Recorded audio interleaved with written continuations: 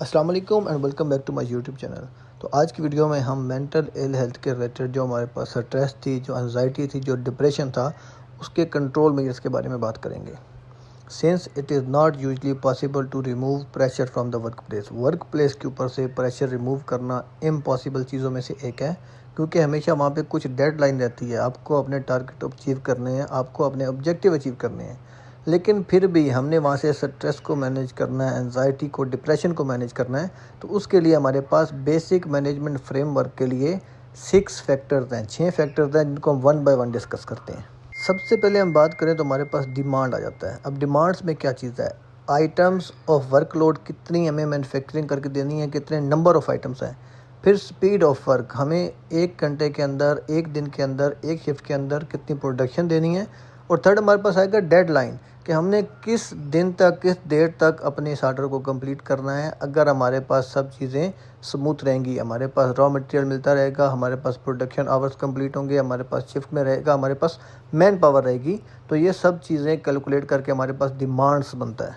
तो हमारे जो डिमांड हो गई, या हमारे जो टारगेट्स, या हमारे जो ऑब्जेक्टिव्स हैं, रीज़नेबल होने चाहिए। वर्कर कंसल्टेशन होनी चाहिए।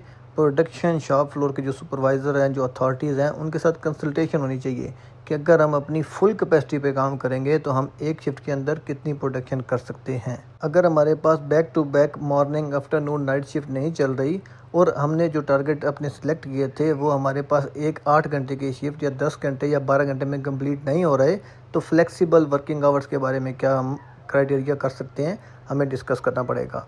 हमारी शिफ्ट स्टार्ट होती है 7 to 7, फॉर एग्जांपल 12 घंटे की शिफ्ट थी।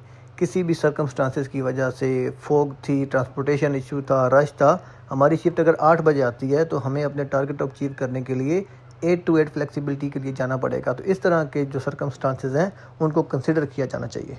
Worker capacity and worker competency. अब हमें अपने टारगेट अचीव करने के लिए अगर हम अपने काम को पैकेजेस में, डेज़ में या शिफ्ट में डिवाइड कर रहे हैं, तो एक शिफ्ट में अगर हमने 100 पीस किसी भी चीज़ के बनाने हैं, उसके लिए हमें कितनी मैन पावर रिक्वायर्ड होगी।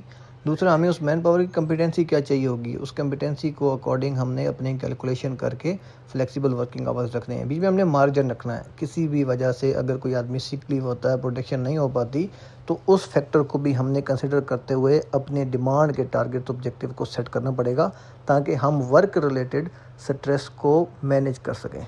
सेकंड, हमारे पास जो मेजर फैक्टर आएगा, कंट्रीब्यूटिंग फैक्टर, वो हमारे पास control. Worker should be given as much as control of their work as possible. Priorities set करने का कंट्रोल वर्कर के पास होना चाहिए। काम की पेस को लेकर कंट्रोल वर्कर के पास होना चाहिए। कौन सी चीज़ पहले करनी है,